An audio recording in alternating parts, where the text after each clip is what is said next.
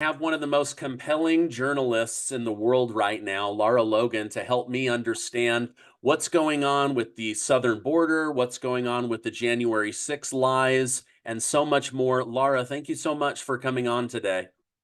Thank you for having me, Stephen. I know a big story that you've put a lot of time into over the years is exposing the corruption at the southern border, the fact that we're being invaded on the southern border. Just 2 days ago, Elon Musk said that he believes that this is setting the United States up for something extremely dangerous.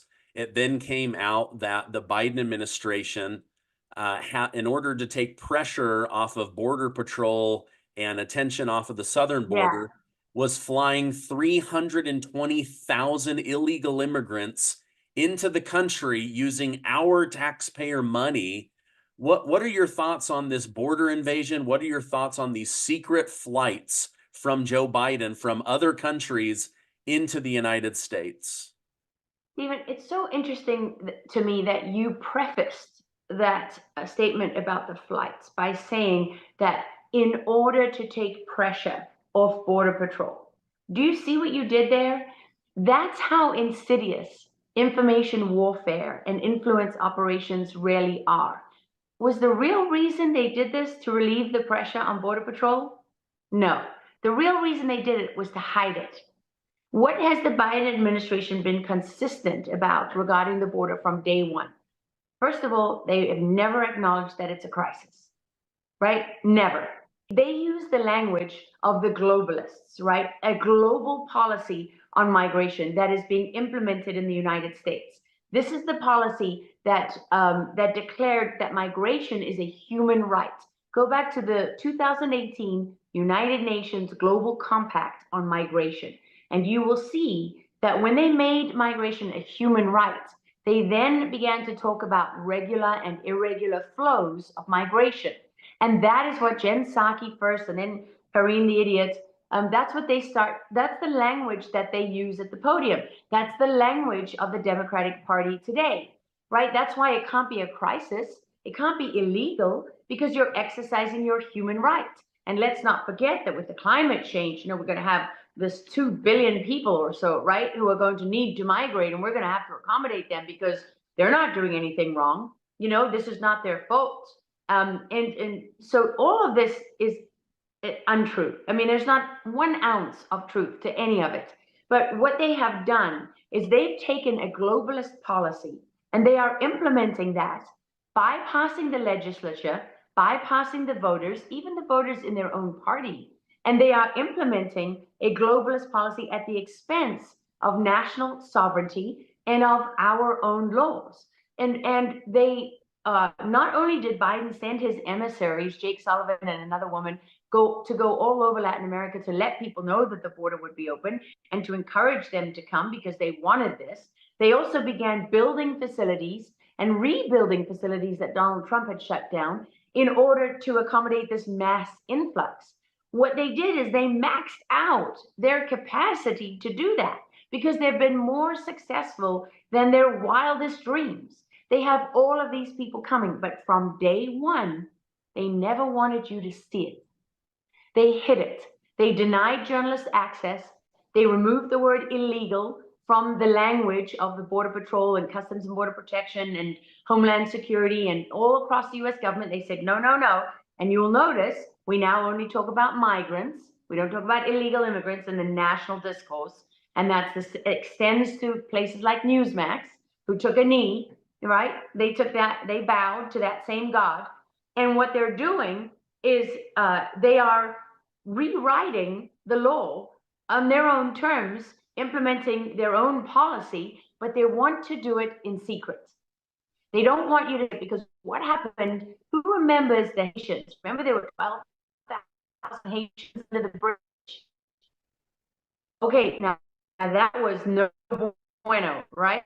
They didn't like that because people saw right early on in the Biden administration, they saw what this policy actually looks like, this globalist policy on migration. And they know that if people see it, they will react against it unfavorably. They do not want this. They don't want to be invaded, whether they're Democrat or Republican. So what they did, they cleared out that area under the bridge. They just got rid of all the Haitians. You talk to anybody involved in this administration's policy, in implementing the policy, whether it's the people, contractors who are hired to transport children and illegal immigrants from Health and Human Services to one of the NGOs or one of the Catholic charities and these other organizations that are being paid by the administration to take these people in and get rid of them. Get rid of them as fast as you can. Look at Tara Rodis, an extraordinary woman, works in the Inspector General's office. She's been a public service for decades. She volunteered to go down and help. She was a Democrat, Spanish speaker. She was rushed down there to help the Biden administration. What she discovered is that they're sending 20, 30, 40 kids to one address in Texas. Wait, unaccompanied minors are supposed to be coming here to be reunited with their families. Why are they going to a sponsor and 30, 40 kids going to the same address? Why aren't they going to their mother or their father? Oh, wait, there's 3, 4, 5 sponsors at the same address. So what did she do? Well, as an inspector general and a bureaucrat, she went to her superiors and she thought they were going to do something about it. What did she find? No, they said to her, Tara, we don't get sued by traffickers. So shut up, keep your mouth shut, and, and move aside. And Tara has, now she's building a plethora of whistleblowers, as far as I know, most of them Democrats, who cannot believe what they're seeing at the southern border. They're shocked and horrified beyond description.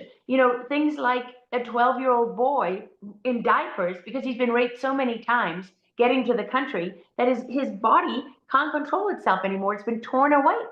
And this is very common in repeated rape or gang rape. I worked with doctors many years ago who did repair surgeries for rape victims like that. So it's something I'm familiar with. And if you look at these whistleblowers and what they're trying to get you to see is that this is a very well orchestrated and managed trafficking operation by the federal government. What they cannot risk is having all these people gather in one place where the truth is evident. Now what's happened is that over time, the numbers have gone higher and higher and higher and higher. And so now it's how many thousands released on the streets of San Diego, in Denver, in New York City, migrant hotels, right? There's so many people, they don't know where to put them. And so they're being exposed. And I honestly believe the only reason you and I are having this conversation, the only reason they were forced to admit that they flew all those people in is because this is an election year. And it has reached a point where hiding it is becoming harder and harder. Look at that. They announced to the whole country that they flew these children in, that they went around all of us, that they used taxpayer dollars for something that most taxpayers do not support and do not want their money spent on. And what was the result? Nothing. They just got away with it. I mean, maybe there's some committee that's going to write some letter that's going to try to issue, some kind of demand to come and testify. We have how many months before the election? I mean, in no time at all, what you're going to start hearing from all of these politicians is that, oh, we can't have this committee and we can't take this action because that will be seen as election interference. We're now in that golden window before the election. In fact, Amy Coney Barrett very helpfully made that argument already in her dissension in the last Supreme Court decision on keeping Trump off the ballot, when she said we're already in the election season. Why did she do that? She was already laying the groundwork for not having to do a single thing between now and November, for not having to ask for any accountability or do anything, because now this is an information shaping operation, right? You have now laid down the battlefield. This is just what they did with COVID. What did they tell everybody? Oh, on the day of voting, when first results come in, it's going to look like Trump has won at the landslide. But once they count those mail-in ballots, he's going to lose, because more Democrats use mail-in ballots than Republicans. That was nonsense. That was how you set up the cheat. Because then when it happened, everybody could say, yep, we told you, and people believed it. Or they didn't know what to believe, but they thought, okay, well, it sounds credible because that's what they told us. What are they saying now? They're telling us that, oh, you know, if Trump wins, he's going to do this. And if Trump wins, it's going to mean that. None of that is true. But they're so afraid that he's actually going to pull it off and stop the cheats and somehow make it to the polls. And they're going to be prevented from some, you know, big excuse to cancel the election, like an emergency powers or some a false flag event or something of that nature. They're so afraid that they're going to be trapped into having this election between a half-wit and probably the most popular president in the history of this country, that they are already preparing the ground for every eventuality. And I look at the last 4 years, we have barely talked about the border.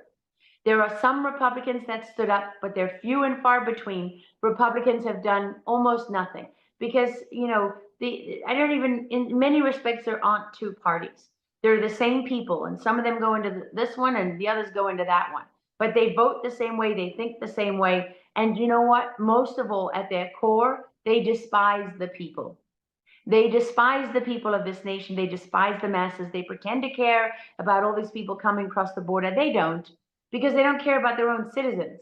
So how does it, if you're illegal, we care about you. If you're not illegal, we don't care about you. No, it doesn't, that doesn't make any sense. We all know that's not true. So what you're looking at here is an unmitigated disaster where a globalist policy on migration has been forced on the American people with the aim. There's one mistake that I think a lot of people make when I hear them talk about the border. Everybody says, well, the Democrats are doing this so that they get more votes. Okay, so people coming from a remote village in Guatemala who've never seen a doctor in their life, not only do they not speak English, they don't speak Spanish, they're not coming here to vote. Okay, they don't know anything about voting. They've never voted in their lives. What these people represent is the ability for people like in California, when you have the census, what do? They count. Every one of these sanctuary states counts all the illegal citizens, all the illegal immigrants in their country, in their states. And then they submit that. Well, what does that do? It increases the number of delegates that you get in the House. So what does that do? Well, that gives you the ability to control the House. And once you control, as we know, the House and the Senate, you can pretty much do whatever the hell you want, especially if you have the presidency. So it's really, really important for people to understand that it's not just about getting people to go and vote for Joe Biden. It's one, about the census and the delegates in the House, but it is also about what they do in these states is they count these people, register them to vote.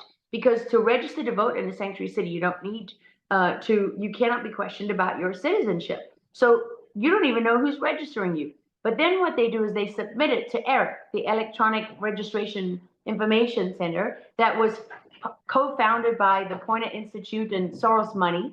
And these people supposedly are, centralizing our databases to help us clean them up. But guess what you can't do with ERIC? You cannot remove someone from the voter rolls based on their citizenship status. You cannot even inquire about their legal status. So what do? They now have you in the voter database. And why is that so important? Because when they cheat, the one thing they cannot have happen is they cannot end up with more votes than registered voters. So they have to pad those voter rolls to give them room to cover up how many votes they stole. And that's why they need to stop the count. That's why you have a water main break, or people just for some inexplicable reason just stop counting when we've never seen that before. Why? If you go back in history, don't take my word for it. Go back in history and look up the dates of the victory and concession speeches in presidential elections. And you will see that the vast majority declared their victory on the day or the next day after the election. And why could that not happen before, last time? Well, they're not going to want that to happen this time either. There's going to be some reason, some excuse, because they need that time to cover their tracks. Yeah. Wow. Oh, gosh. You gave me a lot of things to think about. This is why I wanted to have you on. I know we only have a couple minutes because you've got another spot that you're about to jump onto. You've got a great multi-part docuseries about the January 6 lies, Ray Epps. Where can I point people What a beautiful dog. Where can I Thank you. point people, Lara, to be able to go and see that? And I will point traffic towards that for you. You can find, the show is called The Rest of the Story, Ace. The show is called The Rest of the Story with Lara Logan, and you can find it on my Twitter handle at Lara Logan. You can also find it on truthandmedia.com. Under my highlights page on Twitter, you can get all the episodes, but you can also get all of them on truthandmedia.com. And we've done 10 episodes so far. So if you're looking for that, 10 episodes, and you'll have seen them. We've got about 6 to 8 more to go, and we're just working on the fundraising for that. Okay, great. Well, I will point people towards that. Thank you so much for spending time with me today. You got a beautiful dog, and we really appreciate the work that you're doing. I know that you are a truth teller. I want to help amplify that and get the truth out to people. Thank you so much. I hope you have a great rest of your day. Thank you, Stephen. I appreciate the help and the support. It means a lot. Bye-bye. Okay, bye-bye.